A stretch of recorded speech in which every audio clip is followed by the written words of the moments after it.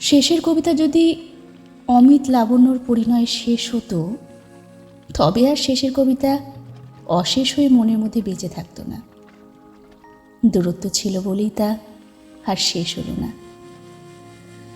মানুষ যখন প্রথম প্রেমে পড়ে, সেই প্রেমে এক অব্যক্ত আনন্দ থাকে, অকথিত কষ্টও থাকে।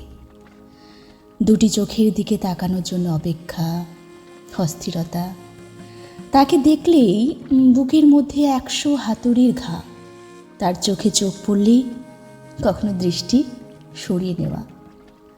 বর্তমান যুগের সংযোজন, তার মেসেজের অপেক্ষায় বারবার মোবাইলে চোখ চলে যাওয়া।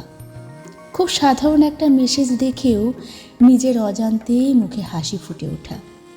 মোট কথা, এসব অনুভব ততক্ষণই খুব বেশি করে থাকে যতক্ষণ তা অকথিত দূরত্বের সীমানায় বাঁধা থাকে।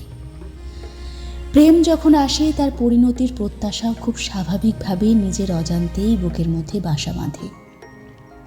প্রেমের প্রাথমিক স্তর পেরিয়ে দুটো মানুষ যখন একসঙ্গে পথ চলে, তাতে মায়া থাকে, টান থাকে, আবেগ থাকে, ঝগড়া অভিমান সবই থাকে। সম্পর্ক দৃঢ় হতে থাকে অনেক ঝড় ঝাপটা পেরিয়ে। সেটাই হয়তো ভালোবাসা। সবার ভাগ্যে অবশ্য এই পরের ভাগটা আসে না। তারাও ভাগ্যবান, কারণ তাদের জীবনে ওই প্রেম থেকে যায় শেষ না হয়ে শেষের কবিতার মতো করে। চাওয়া আর পাওয়ার মধ্যবর্তী যে দূরত্ব, যে ভালো লাগা, যে কষ্ট, সেটাই তো আসলে প্রেম।